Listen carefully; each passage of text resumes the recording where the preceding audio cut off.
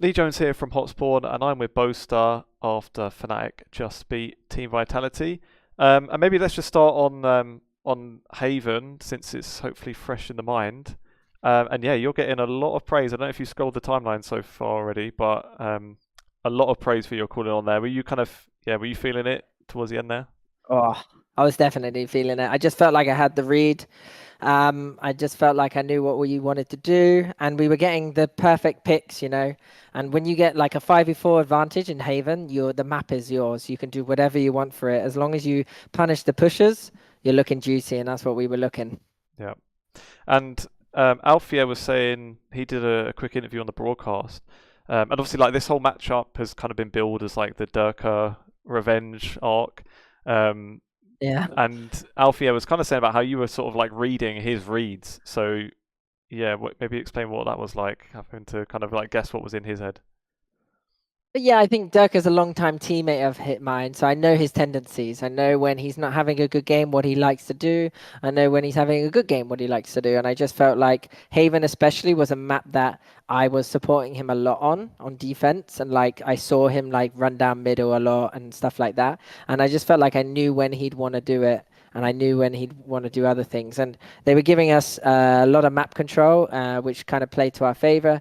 And yeah, it was a it was sad for Derke because I don't think he had the best performance, and I know what he's like if he really cares about winning a game, and it's not the best one. But I'm sure he'll bounce back, and I hope he does. But like a win's a win. I'm really happy. I'm really happy with my performance. Fucking hell. It's Goodness fine. me! Like I had a banger series. How do you take away like beating Vitality? Obviously, like they're the reigning champions in EMEA. They're this super team. They're kind of like I guess we're like seen as the ones to beat at the moment. So yeah, is that kind of like proving that Fnatic is still up there? 100%. I think we have a really good. Kayak is a really good duelist. The reason why we picked him up is because we saw potential in him, and like we just have immaculate vibes. Crashy is really finding himself in this team. Milan and Scott are really nice additions to have as a combination as coaches. Like this is probably the best vibes team I've ever had. Like there's even on bad days, we're still trying to make positives out of it. So I'm just really happy, and I think I'm happy and I'm playing well as well. So it's like a double. It's like a wombo combo. Yeah. Well, let's talk about those the coaching change then, because it wasn't even just that too straightforward. Obviously, Doombros came in as well, but then had to step away. So was it like a little bit hectic those last few weeks? How did that end up kind of working out? A little bit because we expected Doombros to be our assistant coach, but as soon as he was started to get some health problems, we are like, oh my goodness, we need another assistant coach. These Swedish people coming into our team, they just don't want to stay. And so yeah, we had to find Scott, and he was friends with Milan. Milan trusted him, and then I interviewed Scott as well, and I liked some of the stuff he was doing, like the stuff he'd made.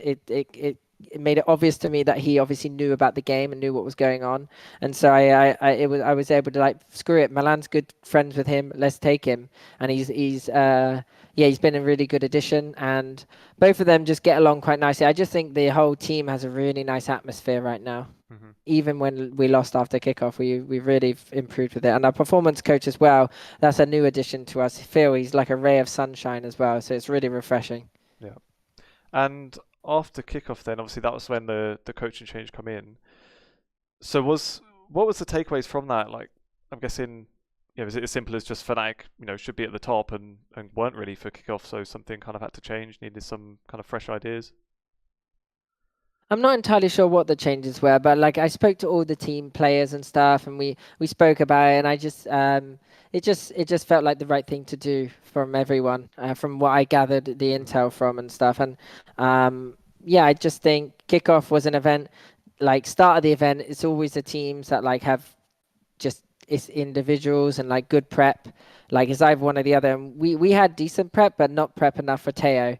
But now I feel like we understand the Teo meta and we know which maps like we'd want to use him on. Whereas before we were like, and also Vice. It took me a while to get used to playing against Vices. I didn't have to play against any today.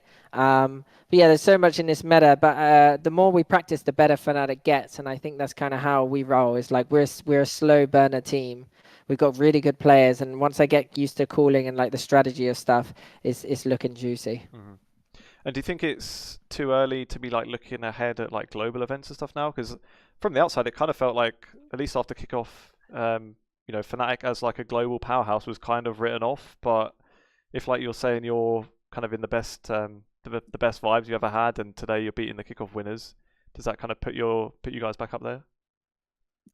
Obviously, I think everyone is looking at Fnatic and thinking we have a chance. So I feel like we should too, like start believing in ourselves.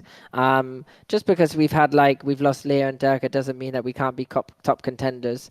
And we've had history with even without the best players of making it to these events. So I just think we just got to believe in the process, keep working hard, keep the vibes positive, and we can win with team spirit and good preparation. And that's kind of what we're doing. Hmm.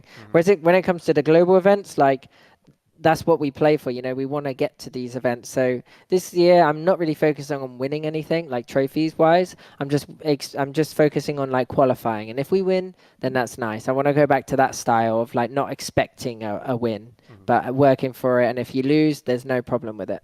Sure. I just wanted to ask a little bit more about Durka's departure. Not even so much like game wise, because like you say, Kayak's come in, he's done really well, and yeah, he's Mm. been playing really good. But just more kind of like in the atmosphere side, because I feel like especially in like esports, like the teams change so often that it's not that rare obviously for players to come in and out, but then it is more rare to have like a core like you guys have had for so many years, where you do spend like day in and day out together and kind of ends up with this like close bond. But then in like this kind of competition or in sports in general, like once someone leaves your team, then it can go from being with them all day every day to like you basically don't see them anymore. So Yeah, pretty much. so yeah, what is that like kind of forming a bond over that many years and then it just kind of ends just yeah for that kind of reason. So I've met up with Derke since, and we've played some games online together, League of Legends mainly, the fun game modes. But I think yeah, I will never forget the team that I won lock-in with or Masters Tokyo with. It was such a big moment in my life and such a great comeback. Um, and so I was thinking about it like 2 days ago actually. I was like, I wonder when we're older, like Alfie might have kids. Am I gonna go to Turkey and like go visit his kids and be like, yo, what's up? I'm daddy, not daddy Boaster. I'm Uncle Boaster. How you doing? Kind of thing and stuff. I'll have to remind him to make sure his kids learn English, stuff like that. So it's an interesting thought, and I don't know, but I'll never. Obviously, Derke was a pivotal player, pivotal friend of mine, and so I think like we definitely will. Like once this is all gone over, like we can, I'll see him just like dudes do, like you don't see your mates for like 6 months and you're like back on it kind of thing. Yeah, exactly. Maybe just at the end here then, and it's a funny Mm. coincidence because I interviewed Benji Fisher yesterday, and I like him. I did some quick fire UK related questions because I was telling him that I don't really Yep. get to interview UK people that much, and here we are two No. in a row. So I'm going to give you the same questions. I'd Yeah, like your hit me. thoughts if you don't mind. First one, Marmite, yes or no? It's been so long I can't remember. My dad likes it, and I think I might like it, but I'm not sure. Okay. Crisps, salt and vinegar or cheese and onion? Salt and vinegar, already salted actually, or Oh, like prawn prawn cocktail. cocktail, yeah, good shout as Yeah. well. What's your Nando's order? Oh, I get the two imitator wraps. I don't get any sides because I feel like the sides are always rubbish. So I just get two wraps, like fake chicken, because I don't eat meat. All right, But when I did eat meat, I was just getting like the chicken wings. fair enough. How do you have your tea? I actually don't drink tea, so I'm not very English. I drink a Ben, lot of water, and that's it really. Green tea is normally what I okay. have occasionally, but I haven't had it this year. Well, Benji had the same answer, and I also don't drink tea either. So we're all It's a stupid in the same stereotype. There's exactly. 100% no tea drinkers. Yeah. All It's right just then. we stole it back in the day. Yeah. Ribena or Vimto? Oh, Ribena. When I was a kid, that shit. Oh, that stuff slapped. Yeah. Proper strong as well, like half the Yeah, Ribena, yeah, yeah, barely yeah. any water in it. And this last one, With ice. yes. And this last one is maybe an older generation one. Benji didn't have an answer, so I'll see if you do. Yeah. But scones, cream or jam first? Oh, this is so. Yeah, I'm 29 and I don't even know what this is. Scones, cream or jam first? Jam, All right, jam. fair enough. No, yeah, jam. I'm not far off your age, and I don't. Yeah, I've not eaten many scones. But Yeah, I'm not even just going. It's actually just butter and jam. I love butter jam sandwiches. I don't yeah, actually like cream that much. no, that's fair enough. I think the cream first There we is a go. bit thicker. I think it's just a physics thing. The jam stays on the Yeah, cream, doesn't slide off. Anyway, that's yeah, that's true. that's Probably my opinion. But it's more of a hot topic than you'd imagine. Um, scientific opinion from you, yeah, exactly. Well, Dr. Jones. yeah, I'll have to start using that. Um, I Yeah. think we're out of time, Jake. So thanks very All right. much for the interview, and best of luck in the rest of stage 1. Thank you very much, man. Thank You you. too, brother. See ya.